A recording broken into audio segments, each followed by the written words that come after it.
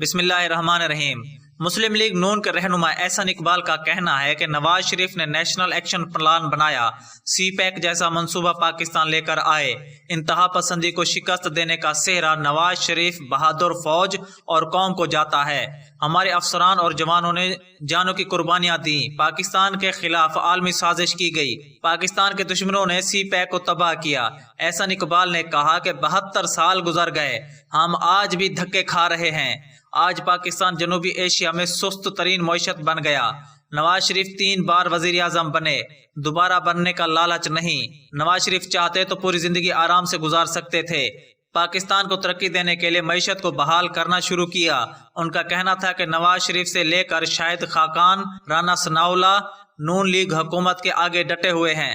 انہوں نے کہا کہ Imran Khan foreign funding case کا جواب کیوں نہیں دیتے؟ فارن فنڈنگ کے ذریعے عمران خان نے پاکستان کی معیشت کو تباہ کرایا گیا۔